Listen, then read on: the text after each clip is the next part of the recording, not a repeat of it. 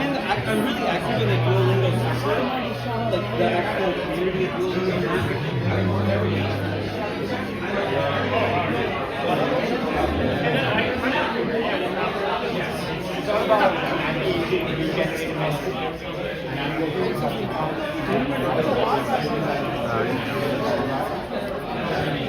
Probably downstairs.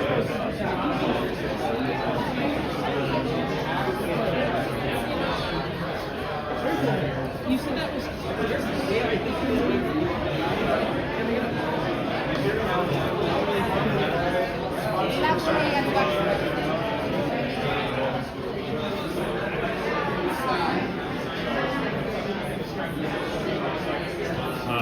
Oh wait, I'm going to set this up.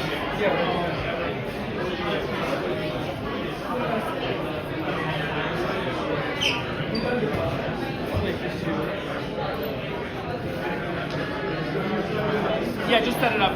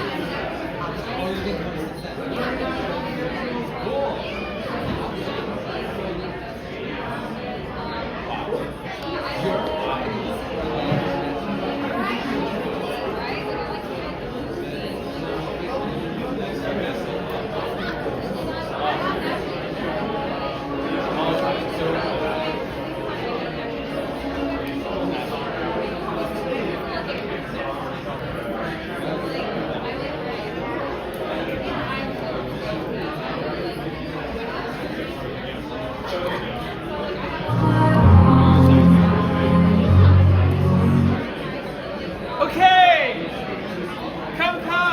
We're gonna start. Everyone, find a chair. We're gonna get rolling here. Can you see this in the camera? I'll adjust. Yeah, that's I'll adjust. All right, everyone. Hey. All right, we're gonna start. The speaker is on the line. We have some space up here if you want to come. You don't have to stand on the side, but if you do want to, you're welcome to. All right, thank you guys all for coming tonight. We post all of our pictures on Telegram, on Twitter, and on Instagram. And we're actually, like, as you can see here, David is doing a really good job taking photos. So if you want to, like, see yourself, you can follow us on mostly Instagram, and then you can see your own pictures, which has some novelty, and if you don't know about a selfie yet.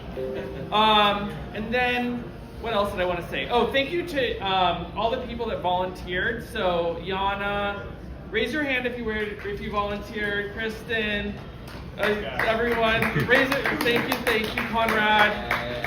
Anyone else? We have a couple more, I think, in the back. So thank you guys all to who volunteered.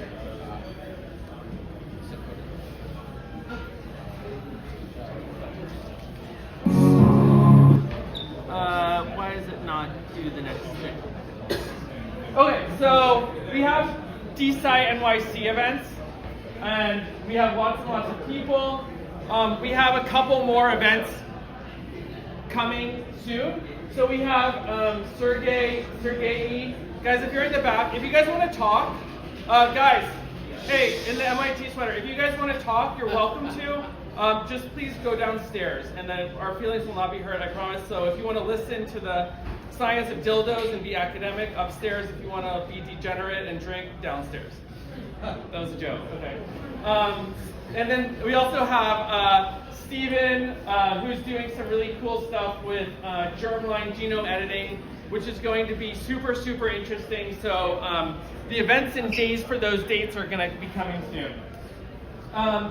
Finally, we promise we're doing it this time. We're actually going to be doing a hackathon. So if you are interested, Anthony, if you're interested in actually programming and contributing, we're going to be doing that, and we're going to be having like a couple different like tracks around sleep, around weather, and around like AI, building like AI science bots. This is going to be really cool. It's going to be held at a local university, and they have an amazing space, and there's a lot more coming about that. But it is happening. If you want to help volunteer for these events or the upcoming hackathon or other things that we are planning, we always need help with photos, with like if you want to control the social media, the Instagram or the Twitter account, if you want to help out day of, if you want to help find speakers or recommend speakers, if you know of any people that would be interested in sponsoring, here's the QR code to do that. So that's really cool. Does anyone want to take a picture? If you're interested in QR code, and if you're interested in helping volunteer, that is the link to take a picture. 3, 2, 1. All right, you got it. And then lastly, I wanted to talk about this project that we're working on around prediction markets and science. So how many people have like looked at an academic paper and thought like maybe there's something wrong with it, right? Okay, the MIT sweatshirt guy. We thought that too, but how many of you looked at like a stock market like recently and thought that's perfectly normal? That was another joke. Okay. But basically, like in the stock market, at least one person is laughing. Thank you. You laughed at both the jokes, and I appreciate that. And we realized that like financial markets are really, really good at incentivizing truth and accuracy. And we decided to create, it would be really nice to do science around that. And so during the election, a lot of people looked at Fox News as like that's where the experts lived, and CNN as where the experts lived. If you were trying to figure out if Kamala was going to win or if Trump was going to win, and but actually, what all the people in the know were doing was looking at like Polymarket to figure out if Polymarket was like that was the source of truth, because people were betting with their own real money to determine if who was going to win. And so when people have like skin in the game and they're incentivized to do accurate reviews of data, they do a much better job. And this is actually like the opposite of what happens in traditional science today, where people are peer reviewing things, but they're just sort of randomly throwing out scores. And the reason that they're doing that is because they have no incentive to actually do the right thing. Okay, so is there a question or no? No? Okay. So our vision is to make science more accurate using money and prediction markets and financial incentives. And this is something that is like fairly taboo within within traditional academia, but I think given a couple more years, it'll actually become like the norm and the standard.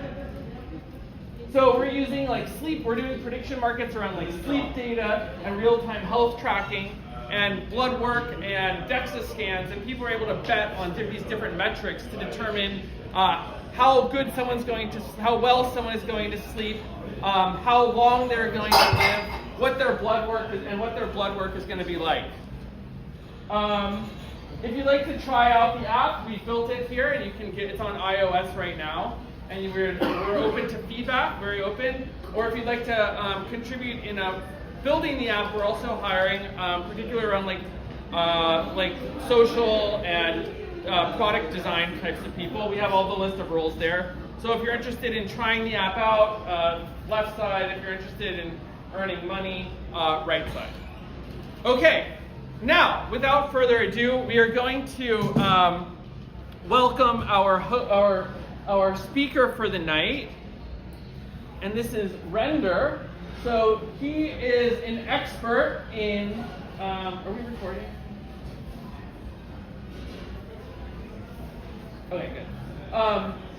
He is an expert in internet-connected sex toys, and has done. Mother proud. He's making his mother proud, and he's an expert in internet-connected sex toys. And we got connected over the internet, and I thought that this would be like a really interesting talk for people. So without further ado, I would like to, and for RenderMan, feel free to give a bio about yourself as well.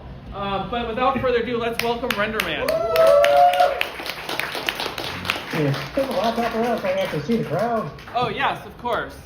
I can see an audience here. Let's pick it to the wall. Hey! There we go. Everyone wave and say hi. There we go. Thank you. Thank you. So, despite that some of the tweets and blue skies or whatever the hell it went out, we're not talking about like North Korea in your bedroom. Like, I wish you had run some of that past me before. That was a little silly. But yes, basically I am Brad Renderman Haynes, and along with my wife, Nicole Schwartz, we run the Internet of DOMS project. Basically, we're hackers, we work in InfoSec, so I'm currently looking for employment. I'm up in Canada, in Alberta. If that helps anybody, got any leads, please let me know. Penetration tester. Yes, I'm aware of the irony of that with this topic. Basically, I break a lot of things. She helps figure out how to fix them. So I started this in 2016 because I needed to learn web app hacking, mobile apps, APIs, stuff, and a lot of the baby monitors, refrigerators, your thermostats, those aren't even taken. Because of the talk I had given even long before that, I was aware that these sort of devices were coming out, but never looked at it, and then I did, and I'm like, oh crap, this is further along than I thought. So I started the Internet of DOMS, internetofdawn.gs. The .gs TLD is South Sandwich Islands, strangely enough. I have no idea how Sandwich Islands and .gs works, but whatever. It very quickly became a lot more than I thought. I've basically become sort of an industry watchdog, the boogeyman that keeps these guys in line. I don't do as much for the hacking myself nowadays, but I do a lot to keep them on their toes, shall I say. Got a large cash injection from Pornhub to buy test devices, and let's see if I can show you here. Don't forget. But yeah, that's hand-cut foam, but there's 2 layers, 30 or so different devices for testing. So I have other researchers occasionally come to me wanting verification, so I've got the equipment to do it. Day jobs have always been a little interesting with it. Most of them have said, please, for the love of God, do not mention who you work for. I don't have that problem right now because I'm employed. But we've helped a lot of people and made this industry a hell of a lot better, and I'm very grateful that we've been able to do that. So, remember kids, the only difference between screwing around and science is writing it down. So, in this particular case, I do try to keep it professional. I try to keep it not juvenile, keep this academic. There is some stuff that is just genuinely funny. I mean, Pornhub at one point was selling a 12-pound rubber twerking butt. Seeing that sitting on a table, that's just funny. But these devices are legal, used by consenting adults. It is an industry that is growing dramatically, especially since the pandemic. So I do treat this responsibly, but I just don't do anything that makes fun of the users of these. Some things are objectively fun, but let's not go there. So, like any product today, it seems, sex toys now connect to the internet for various features. They're now smart devices like appliances, toys, different kinds of toys, and other sorts of gadgets. And of course, the S in IoT stands for security, meaning there is very little. In 2022, $302 billion market size for IoT stuff, not sex toys alone, but $302 billion for IoT, $3 trillion by 2030. I have no idea where they got that number from. There's been this mad rush to add connectivity to everything. My God, I mean, there was the classic example of the juice press. Why does my thermostat have to have internet connection in order to turn the heat on? Some of these things are just plain stupid. I'm waiting for the first internet connected waffle iron or something. I mean, we just got a new fridge and oven, and they have internet connections on them. Like, my fridge has 2 cameras in it. Future is here, and it's stupid. Security is very often overlooked and ignored in a lot of these, in this mad rush. There's a bunch of problems with default passwords, static keys and passwords, no upgrade methods. My fridge and oven that I mentioned, right out of the box, use TLS1 on their connections, meaning they're already using a deprecated security standard, and there's no way to update these things. Many of them also do excessive amounts of data collection just because they turned on a bunch of things and don't think about what they're doing. Again, why does my oven need an app? Why does my fridge? As with most technologies, though, sex effectively becomes involved at some level. The song, "The Internet is for Porn," kind of is true when you think about it. Quick bit of history. Teledildonics is actually the name for this field. It is the name for technology enabling remote controlled sexual activity. It's not necessarily masturbation. Someone or something else is controlling the sensations. It's not a manually operated device, shall we say. This was coined by Ted Nelson in 1975, who, among other things, coined the term hypertext. I mean, I guess he was good at coining words. It's one of those ideas that, when you really start digging into it, was always sitting in the background driving things. You look at things like credit cards, CDNs, or credit card processing, CDNs, webcams, storage. So much of this stuff can be driven by porn, sex, masturbation. We're humans. We're very predictable in that respect. So the vast majority of these devices are Bluetooth low energy. There are a couple of Wi-Fi and like Zigbee devices, and even a couple of wired ones, but those are the outliers. For the most part, these are Bluetooth devices. They pair to a smartphone for local control and use the phone as a gateway for remote control functionality. Essentially, it's like things like Google Meet, but with a couple extra buttons that can control things. There's very often text, audio, video chat functionality built in. Usually there's some interaction with vendor servers at some level for the remote control functions, or at the very least connection brokering. They might use, much like Skype used to, where it would broker the connection between the 2 users and then be hands-off or just be direct between the users. But at some point, it does have to communicate with the server.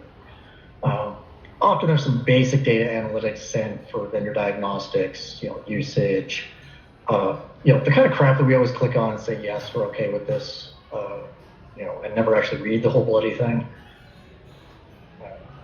Very simply, Bluetooth phone, vendor cloud, how would you get to the vendor cloud, 5G, Wi-Fi, whatever. Oftentimes using XMPP, uses that for creating the video and chat connections, and Bluetooth down to the other device. Certain devices, like these 2 Kiru ones, are able to, there are pressure sensors in the phallus one, I guess you're right, that can send commands to the stroker on the left. And there's a control on the outside of the stroker that can also control the vibration on the other one. So it's toy to toy. It's not you push them on a screen, it's the actual devices. Now, not everybody has paired toys like these. Some people just have a phone and they're just using the app and they're just moving a slider or selecting for pre-generated patterns. But again, same idea: phone to the vendor cloud to the other phone to the device. Now, benefits of IoT. There's a lot of interesting anonymous benefits. Professionals being able to do webcams and stuff like that without having to disclose their personal information. I did a conference in Detroit last October, year before, in Detroit, called Securing Sexuality. And in talking to it was a very interesting one because there was a bunch of technologists, sex therapists, And I'm like the dead center of the Venn diagram of this. But for people who are perhaps exploring a kink or experimenting homosexuality, it's a way for them to have some of the experience without, disclosing a lot of personal information or putting themselves in potentially harm's way. It really helps couples stay intimate at a distance. The pandemic was a gold mine for this. Couples were separated by countries or distance that couldn't be in the same place because of lockdowns. These were a way for people to stay intimate. I've actually had friends that, when I've told them about this, kind of usually will be like, so what do you think about this particular model? And I'm like, so that's what you have. In one case, the husband was on the road about 3 weeks a month for work. And so, time to be intimate with his partner was not easily done. So these devices, in a hotel, was able to have intimate time with his partner. Helps relationships. Professionals, cam models, that has exploded since the pandemic. I look at it as actually a very good industry when you think about it, because it's obviously something that people want. If it's done right, it can be anonymous. You control what you do, the hours. You have like kick ban in most of the rooms, so it's not, you don't have to put up with any shit. And you can make really good money on it, but it is work. In order to make a lot of money, you do have to basically be performing every day, or at least giving fans a reason to keep coming back to you, because the other thing is that since it has exploded, there are a ridiculous number of choices out there. So to build your fan base takes a lot of work. Some devices do collect data locally in the app and use, quote, AI to increase pleasure. Lioness is a device that does this. It's more machine learning than anything else. It basically figures out what you like and is able to alter its patterns based on that. Some of these devices are also usable as Kegel exercisers and have a medical reporting functionality. The LV trainer is a really interesting one because it was actually made by a technology company that decided to get into the wearables, and they actually have a separate API just for medical reporting. That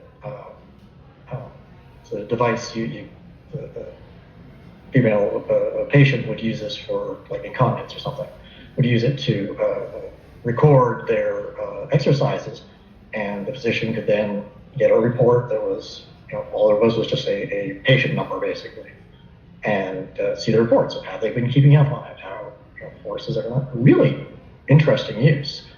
You could also use it for a bunch of fun stuff too, but dual use. So when I talk data and PII, personally identifiable information, name, birthday, email, phone, address, social security, social insurance number, anything that is not something you generally want to post publicly nowadays. There's also personal health or protected health information, which is things like medical diagnoses, medical information, like who your physician is, metadata, data about data, date stamps of logins, who connects to whom, the genders of partners, lengths of sessions, even what IP they're coming from. Because data involved in Internet of Dongs devices are sexual in nature, the society is very weird when it comes to anything resembling sex. It's considered very salacious and carries a lot more weight in a strange way in terms of expectations of privacy and also in the amount of damage done if disclosed. If a device is recording, if your fridge sends to the manufacturer how many times a day you're opening up your fridge, you probably don't care about that other than like maybe a little bit of shame as to how much you're snacking. How many times a day you're using your vibrator, that's a whole different thing. People treat it very differently. When you realize that it's actually the same type of information, it's about how often you do a particular activity. Well, doesn't, you can put yourself in that position. You wouldn't want a manufacturer necessarily knowing that. One can also extend this out to situations of infidelity. If, say, the app on a person's phone is connected with the app on their secretary, such as their wife, that sort of thing. sort of things they're doing when they say they're on a business trip, whatever. Disclosure for proclivities. Some of these sites, if maybe somebody's exploring homosexuality and hasn't admitted to their partner. In certain countries, homosexuality is illegal, and because if the app is done insecurely, if a country was say filtering, looking for anybody that was using these devices, they may be able to tell, oh, I have two strokers, meaning two males connecting with these devices. Oh, they must be homosexuals. Well, let's go raid them. This is the sort of thing that gets people killed. But there's the standard stuff, product analytics, what's the favorite pattern, what's time of day use, etc. The sort of stuff that's in so many apps nowadays that we don't think about. But this sort of logging can create unintentional dossiers. Probably are aware, in 2016, WeVibe, now WoW Group, was sued for collecting user data without disclosure. Among the things were the email address, which was used as a login information, login username, favorite pattern settings. Do you like it as a 3 or do you go all the way up to 11? There's also diagnostic information for like chipset temperature, which a lot of people construe with body temperature, but it's not. Date and time of usage, again, via login. Just with this sort of information that we freely give out, we're able to build a bit of a dossier on these users if you were to pull this information together. There was no evidence they were actually doing that, but all the disparate pieces were there. The problem was, and the reason they got sued was somebody had copied the disclosure notification for the website and put that into the app, not the proper legal information that was supposed to be in the app. This, of course, meant they weren't disclosing that they were collecting this information. So yeah, they got the crap suit out of them. $3.2 million US, and they had it on good authority that they didn't expect it to be that much, and so it caught them really off guard with that one. So WeVibe, though, at the time, and even now, is still kind of a high watermark for security. They were doing so many things right, but they became the example of what not to do, even despite that. Since then, they have gone way back. One-time links. You don't actually have to log in. You just generate a one-time link that you communicate to your partner over, Signal, text, or whatever platform you want. They minimize data collection and very clearly explain what is collected, and also things like permissions.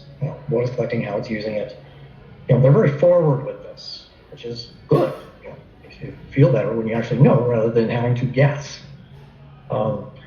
Again, you have to think about it. If your teapot was collecting similar data, not necessarily you're doing certain things with your teapot, but the temperature of the chipset, the times you're using it, the usernames, your email address. If your teapot was collecting similar data, would you even care? But if your sex toy is, well, there are many risks in Internet of Things. We can't go a week without hearing about something. But some are very specific to Internet of Dongs type of devices. But never attribute to malice what you attribute to stupidity. When I first started this, it was, shall we say, a bunch of low-hanging fruit. It was so easy. Out of the 8 vendors, the big players at the time that I went after, almost to a one, I found horrific vulnerabilities. More than one, I was able to get like entire user databases. One of them, literally, you send a query through their API with a pair of double quotes, and it sits there churning and churning, taking a while, and you're like, oh, it'll probably time out. No, it was building a 36 meg JSON file of the entire user database and just barfed it right back to you. And you can do this without any authentication.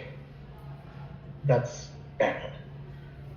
But in talking to these companies, so many of them didn't know what they didn't know. So you can't attribute to malice, you attribute to stupidity. They didn't realize they're a software company now.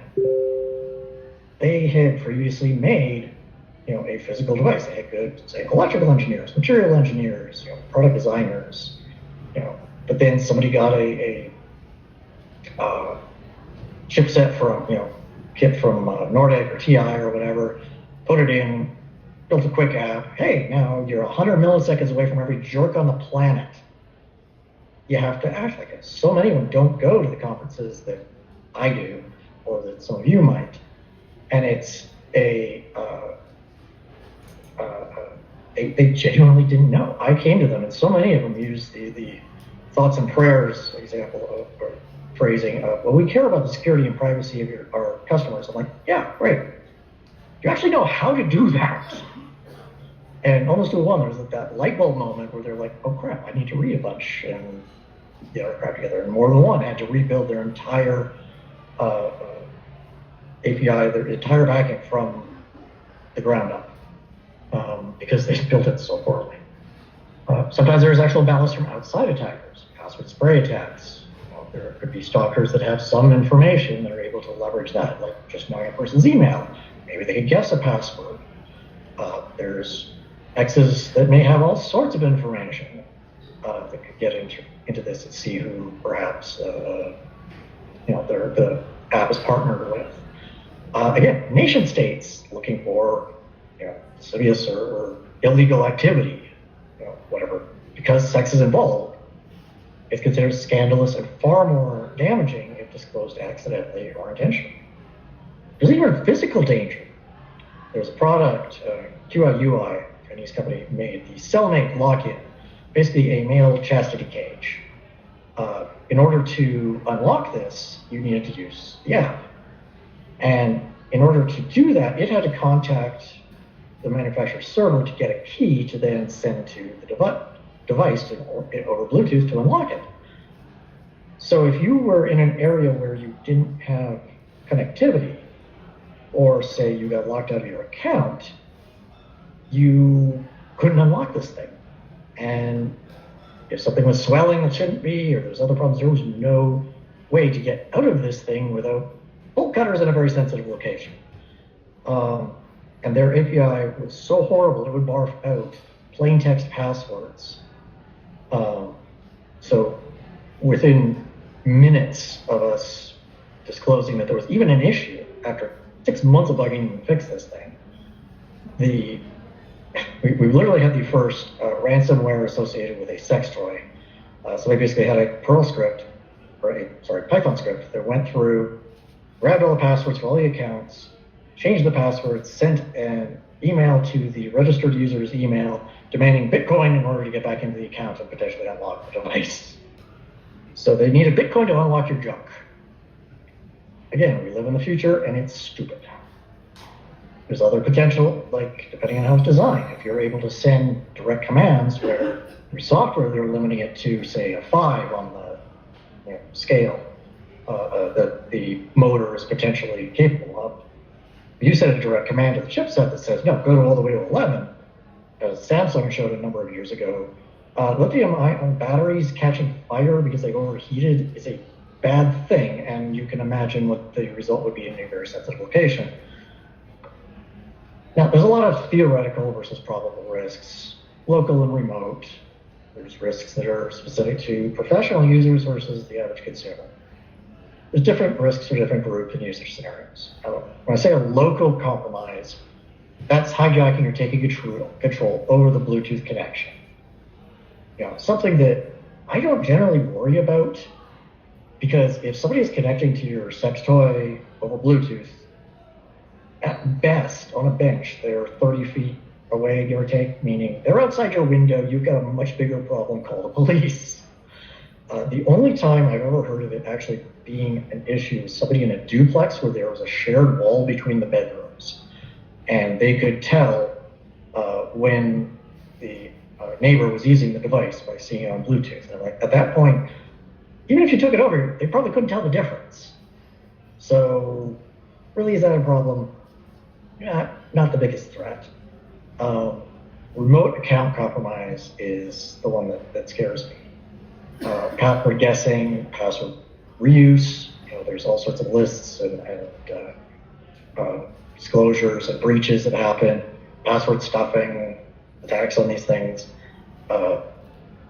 X's may know a password, and if somebody guesses it right, could give a person access to account contents, which could include photos, histories, could also allow for impersonation of the user's partner. And this is the one that scares me because there's a few jurisdictions that actually have laws related to rape by deception, is what a lot of them are called. That's the one where if like my twin brother slept with my wife pretending to be me kind of situation. But if you are pretending to be somebody you are not, so if I log into somebody's account and I pretend to be their husband or whatever, and then I'm controlling it, by a lot of definitions, that is a remote sexual assault. And there are only a few jurisdictions that actually even consider that being possible. Like, use the new meaning of the term, reach out and touch someone, right? The other one is vendor breaches. What happens if the vendor's back-end systems get compromised? You know, misconfiguration, exploitation, and password compromise, mass dump of data. You'll remember the Ashley Madison dump that happened a number of years ago. That ended up with people having their entire lives destroyed because they were on there. Whether or not it was consensual with their partner or whatever, that's their private business. People committed suicide because it destroyed their lives. You know, because the public, again, judges sexual data very differently than a lot of others. So the thing you have to think about with these attacks is effort, risk, reward. A real-time attack, meaning impersonation, account takeover, that's actually kind of low when you think about it, because you know the other person has to be online, ready to go, and you have to be logged in. And in the case of things like WeVibe, you would have to know where that one-time room URL was sent in order to intercept it and log in. And not all of them do that. Some of them it's sent through the app, but your window of opportunity is very, very small. Maybe some sort of blackmail or something, the fact that they're even on the app, or you're compensating something salacious. But, you know, it's not something that I see as a very huge deal. Now, a vendor breach, where you're compromising a mass number of accounts, or mass exploitation of the backend system, you know, using that for blackmail or extortion of the users or the company. Because, yeah, if you're able to dump a database of all the email addresses that are in there, there could be some interesting ones, because my God, people use their work emails on these sites. I have dumped more than one user database out of these things, and it is terrifying that people have no operational security at all. Again, local attack in a private setting means there's a stalker outside the window, you get other problems. A local attack is in public. The range is extremely limited on these things because, again, they're Bluetooth. And so that makes the window of opportunity very small. And if you're wearing it in public, you're probably expecting, you know, a partner nearby to be controlling it or something like that. You may not notice controlling it. You know, the end result is essentially the same. And I like to say that my wife literally put her ass on the line to test this. The effective range of these is between 4 and 6 feet when actually being worn, because most of these are 2.4 gigahertz, and that is generally absorbed by water. And what are humans made mostly of? So when you surround, say, a Bluetooth-enabled butt plug, which is surrounded by a bunch of meat, yeah, your range is severely attenuated. And we did this at DEF CON a number of years ago for a wireless contest. We sent out the Bluetooth address of the device, and my wife was wearing this thing, girlfriend at the time, was wearing this thing and walking around the immediate area of the contest. And users said, we sent them that and the buttplug.io documentation on how to control it manually. Hi, QDOT. I know QDOT runs buttplug.io is in there. Oh, there, yeah, waving. Hey. You know, set them instructions on what to do. So they had to take control of it and set it off, and also identify who it was, and then prove it by setting it off. it was funny because people were setting it off regularly, but there was just one young guy that was doing like this circling shark pattern trying to find her, and was mortified that when he set it off to prove that it was him. He was like, "Oh God, I feel so bad." She's like, "I signed up for this. This is all with permission. It's all good." But yeah, needless to say, we put our asses on the line. But if you're using these in public setting and it's behaving oddly, like somebody else is controlling it, or it's doing Morse code or something like that, look for the person with their phone or in front of them, or a laptop in their immediate area, and punch them. Especially if they're laughing maniacally, because they're the ones probably doing it, and they're that close. So if you're within punch range, yeah, probably not a good thing. The other thing is, a lot of times people using these in a public setting, particularly using it at events where consent is a very, very big deal, and if you're doing unconsensual things, these people are usually well equipped to beat the living crap out of each other and wouldn't take too kindly to this sort of behavior. So yeah, might be putting your own life at risk. Again, local compromise versus vendor breach, likelihood, again, vendor breach, you've got the chance to extort the company and get some money out of the deal. The local compromise, most people doing bad things, there is a money angle. I don't see a money angle with a local compromise. Vendor breach, I do. If you're a manufacturer, of these devices, realize you're a software company now. Act like it. I see so many devices show up on like the crowdfunding sites. Kickstarter doesn't do them anymore, but others do. That has a great idea. I haven't thought of any of this crap. IoT Information Security, or IoT Security Foundation has consumer IoT guidelines for what you need to do. There's a bunch of top 10 lists out there that basically say things like, don't use default passwords, avoid data collection, all this stuff that should be, no duh kind of things. But again, these are people that typically are in an industry that up until, say 15, 20 years ago, everything was manually operated. They don't know what they don't know. And I kind of exist to scare the living crap out of them. I mean, there's been more than one that have withdrawn their request for funding because they realized, oh crap, we didn't think of this. Because so many people were like, have you asked Internet of Dongs about this? And so yeah, I like being that boogeyman. US has the Internet of Things Cybersecurity Improvement Act of 2020. And that will be when that will be killed off, who knows? UK Code of Practice for Consumer IoT from 2018. Australia has one too. Simply think, less is more. If you don't collect it, you don't have to protect it. This was the basis for PCI compliance with credit cards. The idea was, if you don't collect it, and don't store it, you don't have to protect it. That's the easy way. So, but unfortunately, they screwed that up.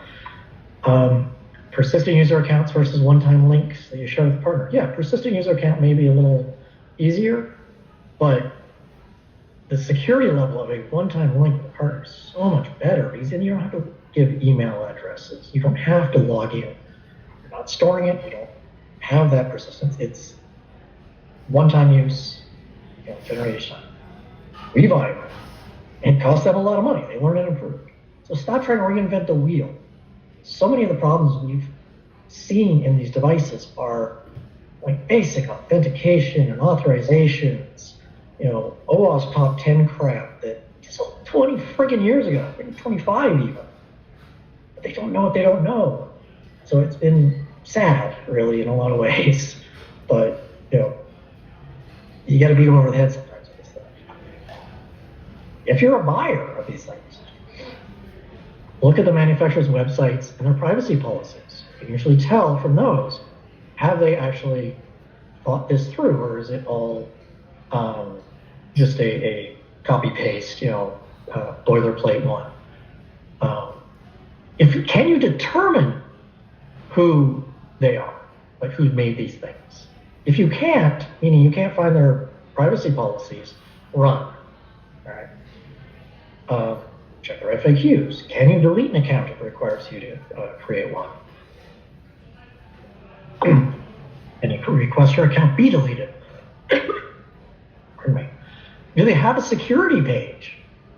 One of the things I've been working with a lot of vendors on is setting up a vulnerability disclosure program, a way that if you find a bug, you have a way to submit it to the company, to developers, so that they know what is going on, and they're in a position to be able to fix it. You know, this isn't necessarily a bug bounty where you get paid. Some do. Lovenuts does. But if they have a link that says, hey, we take security responsibly, if you find a bug, here's how to contact us, that's a good sign, meaning they actually pay attention to this. You know, can you just wipe out the account and start over? You know, is the account locked to the device? Did you have to scan a QR code or input a serial number or something like that? Meaning, if your account is compromised or there's a situation with a stock or an X, and you just wipe it out, start, you know, create a new one, you know, disassociated email address. Yeah. Can you find out who the manufacturer is? There's a whole thing in China of what we try to call white box manufacturing, meaning they have a design, and if you're a chain of stores or something like that, and you want to have your own branded one, they'll slap your label on the outside of the box and push this thing out the door, and, you know, reskin the app. But after it's gone out the door, they have no vested interest anymore in this. They have no economic interest, meaning they don't care about things like updates. You know, they're absolute crap. So you see the same device under 6 different names. And if it's cheap, remember, you get what you pay for. A lot of these devices are $100 plus, you know, some 200 or 300. There's a reason. You know, if it's like $25, it's super scary. If you're not comfortable with the risks, manual devices still exist and still work really, really well. If you do buy one of these devices, when you're setting it up, you need to think about things like operational security. Operational security is preventing sensitive information from getting into the wrong hands. Email addresses are free. You could create a new Gmail account for free. There are tons of different ways. You can even do it for like one-time use, you know, Mailinator sort of stuff. Use it only for that app or site. You don't have to use your real name or information. A name generator will come up with one for you. You don't have to just create an email address completely dissociated from your personal. So if it is compromised, that's the only place it shows up. The only thing, if they somehow brute forced it, would be the registration email for this sex file. Nothing else leads back to it. Use a password manager. Generate and remember strong passwords if you do have to remember a password for it. If you're sending images or video through these, particularly any that allow for anonymous, you know, like old school Amigo kind of situations, beware of what's in the background in your surroundings.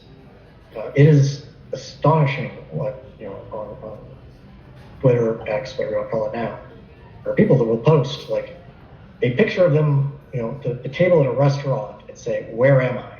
or some random building, "Where am I?" And there's just tiny little details they'll pull out of it that will random people in the area be able to figure out exactly what street corner they're on or what restaurant, you know, what city they're in. It is terrifying. So you also have to consider what happens if a relationship ends. Is this stuff you are comfortable with being screenshotted or saved? Do you trust the other person to do the right thing and not share this or delete it or whatever you request? If not, maybe don't send pictures. You know, imagination's a great thing. When you're setting it up, Bluetooth and location services confuse the living crap out of a lot of people. Android 6 and up until 11 asks when it needs Bluetooth, it automatically asks for location services, GPS access permission as well. That scared so many people because it's like, oh my God, is this thing going to record my GPS location? No. Because Bluetooth could be used for indoor geolocation, you know, basically a replacement for GPS, that to use that, you had, when you turn on Bluetooth, you had to use location services to do lookup for Bluetooth, like base station type situations. Later versions of Android 11 now have a Bluetooth administrative permission that doesn't need the location permissions. So it scares people a lot less, but it's amazing the number of people that still use ancient Android devices for these sort of things. Many apps have not updated to use this because they can still ask on new versions of Android or that old location permission model. So it is very rare that any of them actually need your GPS location. Usually it's for a very obvious thing, a media node, nearby, that sort of thing. Some of them do. Like I said, there's an anonymous one. Like, who's in my immediate area that may want to play? There was a company, Vibratissimo, that had a feature like that. Unfortunately, was leaking GPS location of other users to any other users. There's another vendor that had a search feature, sort of Tinder-like thing where you could invite random people to control the toy. And it had a distance measurement, like how far away was this person from you. There's multiple ways to do that calculation. They did it the lazy way and just exchanged GPS locations of users and calculated it locally. Meaning every result on the search gave you GPS locations. That was scary because I was able to dump all of them and really interesting to plot out on a map actually. But the information that was disclosing was terrifying. Are you aware of all the features? Do you know how to disable the ones you don't want? Can you deny permissions and still use other features of the thing? Read the manual. If you're a buyer and you have a post breakup, if it has an account, delete the account if possible. If not, change the email to a new single-use email, or at least change the password. So many people won't do this. Use a new password on the new account. Don't reuse the password. This should be for any sort of sexy account or banking or anything. FetLife, OnlyFans, other dating apps, whatever. It's unfortunately not something a lot of people know or do. It's a high-risk breakup. There are sites like Safe Escape, Lock Down Your Life, that will even help you with like figuring out your device integrity. Has your device been compromised? I mean, your phone, not necessarily your sex toy. Beware of the backup lost password confirmation emails to other accounts. I've run into more than one case where somebody has a Gmail account that gets compromised, but they've also been able to compromise their Apple email. And so when to try to get the email address for the Gmail, they compromise the Apple one, try to change the password of the Gmail one, it sends the confirmation that the already compromised account. Now they've got the Gmail one too. So you don't necessarily want to link all these things to each other. Local attacks are unlikely occurrence, but it's a radio. It goes through walls, etc. Things like Violet Blues, Smart Girls Guide to Privacy. Not necessarily relevant to this particular topic, but some really good advice. If you're a professional, meaning cam model or other such thing, minimal use of real name and info, usually just for legal verification with whoever you're signed up for, whatever campsites. Should never use it, not even type it into the machine you're using. Set up, if you're doing Twitter, Facebook, Instagram, whatever, or building your fan base, do it under separate accounts on separate devices. My wife actually signed up for a bunch of the cam sites to just what sort of information was sent. She also signed up for a Twitter account under that handle, connected to no one. No information directly related to her. Within 1 week, a friend said, and she had posted a picture of herself on it. Within 1 week, a friend said, hey, I found this thing, and I feel really bad. Like, is this official? She's like, tell me exactly how this happened. And it was through a recommendation, because she had put it on her phone where she was logged into other accounts too. They figured, you could use both of these accounts on the same device. Therefore, you probably know the same people, and so I'll recommend you. So you can imagine if you also had your family on there as well, that suddenly your professional and your personal can intermix in bad ways. read all the device features and integrations, how they work. Many of the campsites have integrations for these various toys. Use only the official apps and integrations. Some have like a marketplace where users can provide scripts. Yeah, unless you can read the code and fully understand it, don't trust it. Just stick with what the manufacturers give you. Again, avoid devices you can't easily identify. If you are wanting to do interesting things on sites with game streaming and get some interesting haptic feedback, shall we say, raise your hand again, talk to that guy from buttplug.io. So if you really want to, feel when your ass gets shot off in a game, you'll be able to help there. Again, if you're a professional, use a clean slate of a room. Like the fact that you're able to see things, and behind. Let's do a few more minutes and then go to questions. Just about done. Okay. All right. IKEA furniture, generic as you can get, and use a VPN. Like just make it pop out wherever you can. And so thank you, and go fuck yourself. Safely. And now we're for questions. Okay. Awesome. Does anyone have any questions? Anyone from the audience? Bueller. Yes, go ahead. Come up to the stage. You are shut it. Can you hear? Can you hear? No, I can't. You'll have to repeat it probably. Okay. Yeah, I just wanted to ask. Ask it into the computer. Okay. What the highest risk things are now for companies that kind of are doing everything right over in terms of security best practices over the last 10 years. What risks do you see going forward in the next 5 to 10 years? Well, they've got one right now.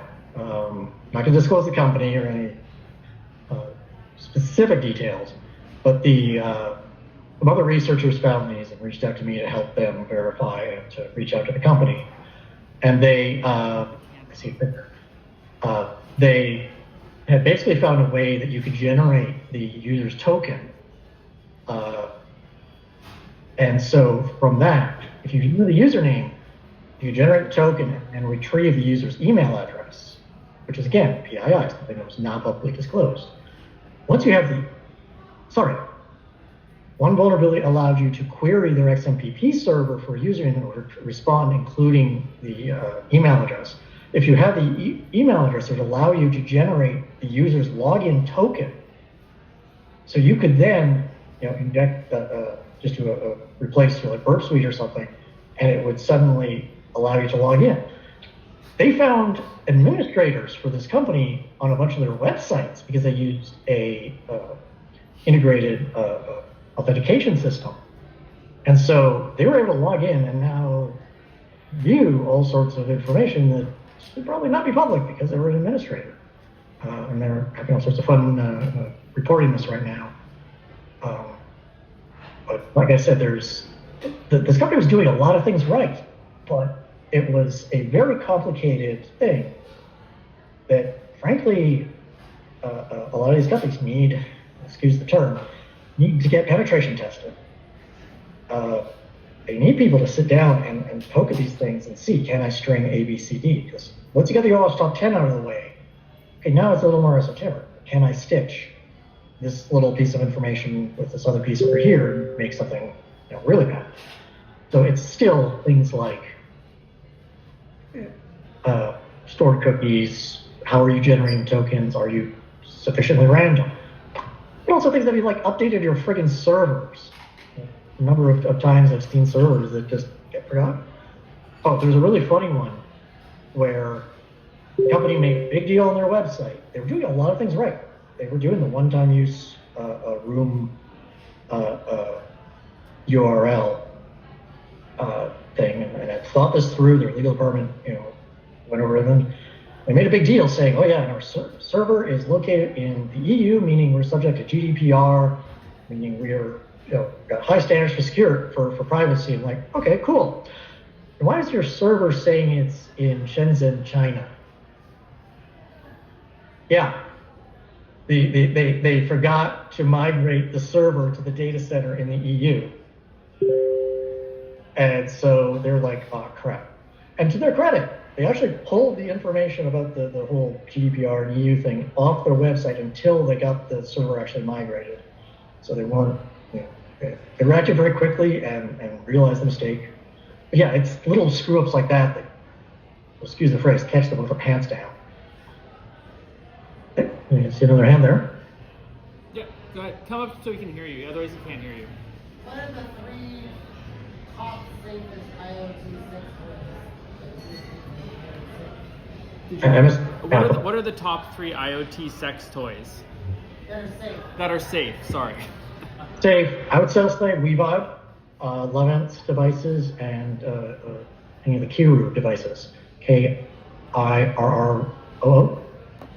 Those are like the big name players. They have a good chunk of the market share. I don't care much for like WeVibe, Now Group, or Wow Group because they don't necessarily like researchers. They figure they can handle it themselves. But still, they do a lot of things right, and once bitten, twice shy. They're quite they dot their I's and cross their T's as much as they possibly can. But as with everything, there's always a chance. Okay, any other? Yes, we have another one. How's it going? What are, like you mentioned, the OS top 10, what are the biggest vulnerabilities that you're finding in these? Hardware, firmware, what are the top 3, top 2? So I haven't looked much at firmware stuff. There was a talk at DEF CON a number of years ago with the Levance butt plug that they found a very weird thing that if you were able to compromise the firmware update site, you could actually, and again, this is the thing when you're in this, you stop noticing the innuendo and jokes because there are so many of them, you never be able to have a conversation, if you just stop for everyone. But if you were able to backdoor the firmware on this thing, it was a case of the firmware could then infect the desktop client, which would then spread through chat in the client. It was a remarkably brilliant hack, but so far outside of the chances of happening, I'd never see it. Sorry, what was it? Can you rephrase? State the question again? Yeah, sure. Just like, what are the top vulnerabilities you're seeing in these devices? Most of the time, authentication, authorization, they'll add features to a thing and they'll forget to set, do a check to say, hey, am I allowed to do this? Again, guessable passwords. I wish you could actually have the option at least of doing like 2-factor authentication on some of these apps.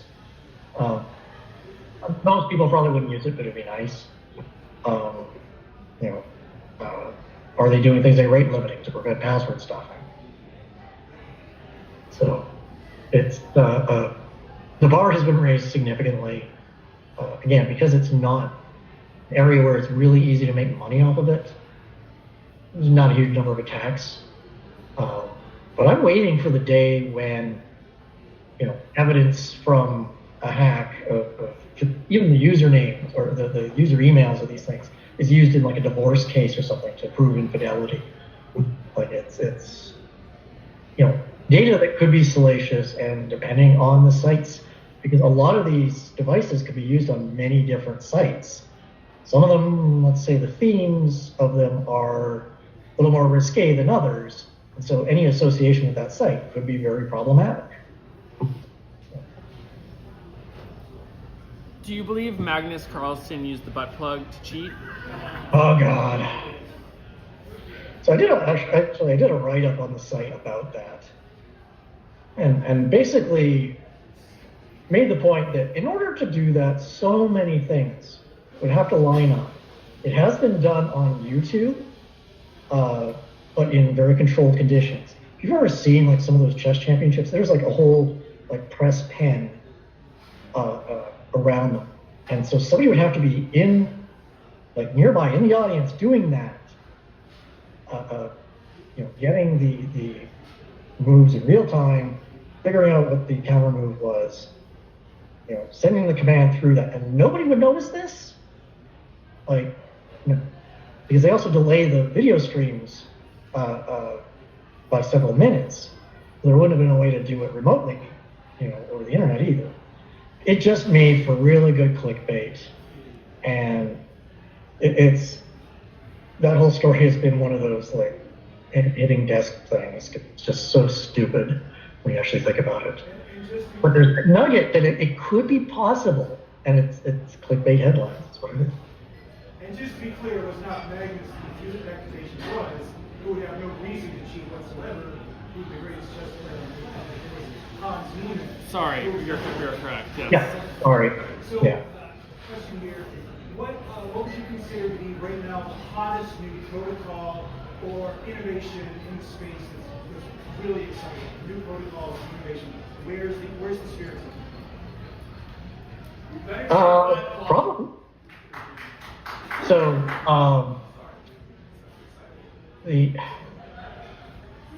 it's one of those things. I'm more interested in the technical details and the actual like usage and markets and there's other sites that are all about that stuff. The most interesting one that I still need to dive into is orgy mode, where it's a one-to-many, and you can actually pass around control amongst the group. So it's Lovitz has this, and it's where like a CAM model could control many people's devices all at once. The other is, again, you have a bunch of people that sign up, and control gets passed around for a period of time between them. So I don't know, just highly interactive stuff, should I say. And I'm gonna try one more hand at one of the jokes, but if these all get infected, instead of being a botnet, would it be a buttnet? okay, every once in a while, somebody comes up with a joke I haven't heard yet, and that is a good one. So applause for you. It's yours. Just trip out. If it's a botnet, would it be a buttnet? Yeah. Amazing. Okay, does anyone have any? I think that was the last question. Oh, one more. Okay. Yeah, maybe just if you could speak very briefly where the driving of the innovation in the space is coming from. Are there open source sort of protocols being worked on for driving it, or is this all proprietary product company? Yeah. Again, Kyle, like, do not stick your hand up. Hi. Talk to him. Everyone chat with him after if you have questions around. There's a project that they run called buttplug.io, which is essentially open source control for all these devices, so you can integrate them with like games and other things. Good luck. Wow. That's amazing. Well, we have a follow-up talk next time, I guess. And I have to say, it's nice to see a bunch of old friends in the audience here. Makes me feel good, and I'm sorry I couldn't be there to do this in person. I would have brought the bag of dongs with me too, because I'm really thinking that crossing the border with that right now would be very entertaining. Amazing. Yes, ridiculous carry on. Well, let's all give Renderman a round of applause. Thank you for being here. And thank you, Renderman, for your excellent talk. And we'll chat more soon. And It's not germline gene sequencing or anything like that, but I think it's interesting. amazing. I think you share. All right, well, continue to chat with each other, and thank you all for joining. Thank you, guys. All right. Yeah. Let me just put some music on so people feel good.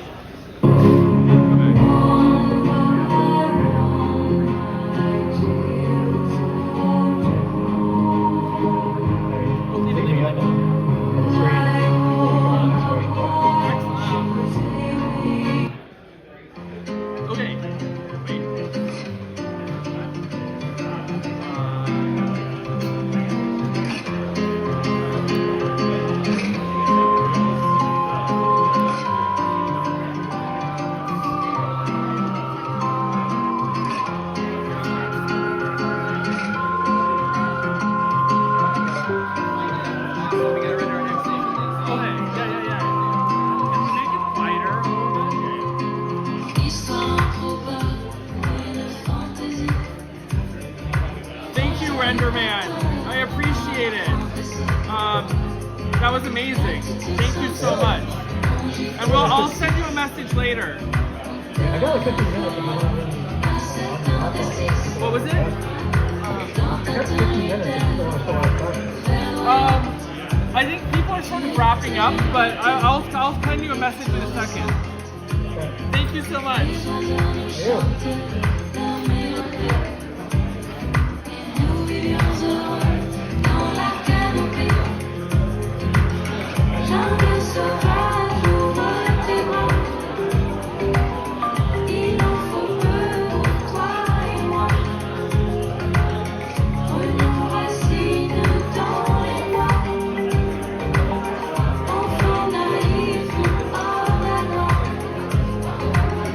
L'équipe plantée dans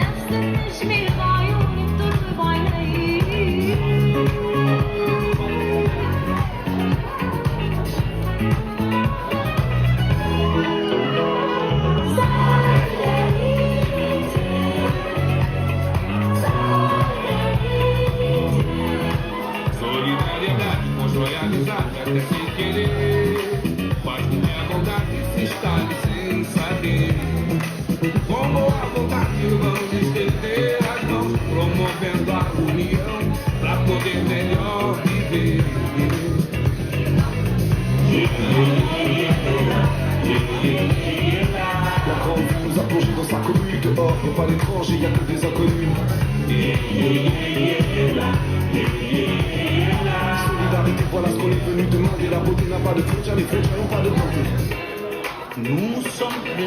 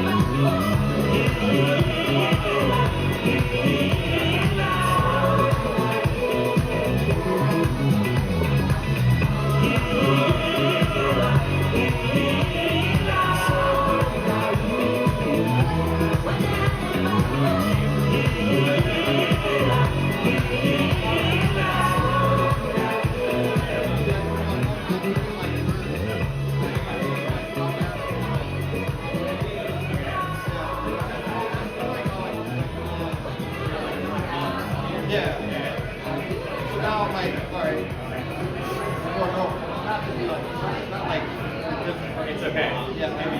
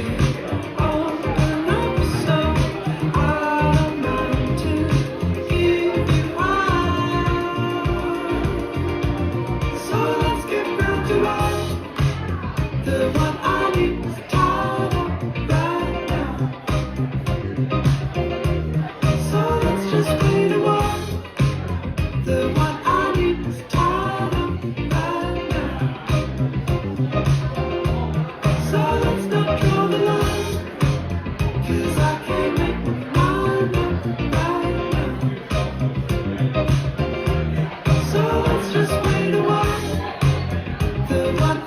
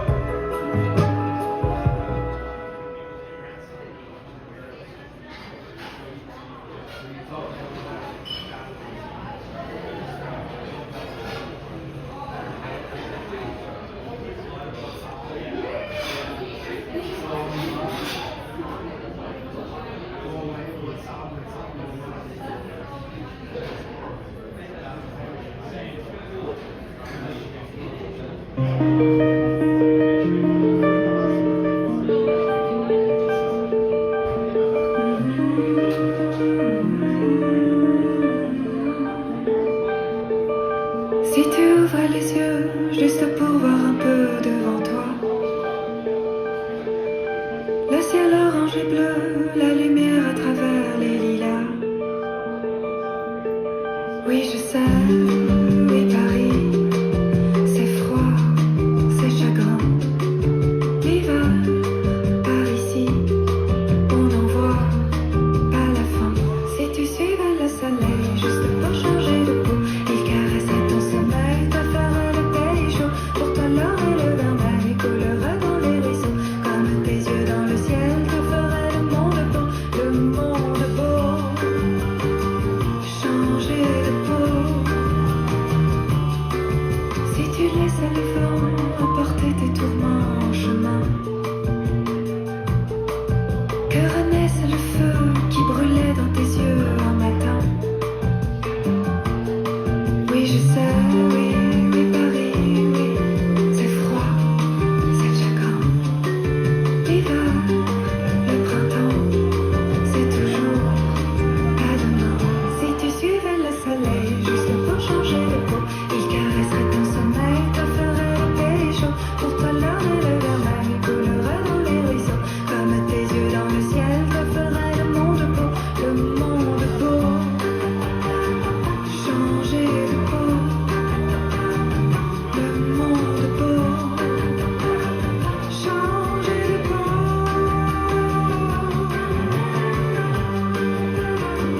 Suivre le soleil pour changer de peau. Suivre le soleil. Si tu suivais le soleil juste pour changer de peau, il caresserait ton sommeil, te ferait le pays chaud. Pour toi, l'or et le vermeil coulerait dans les ruisseaux. Comme tes yeux dans le ciel, te ferait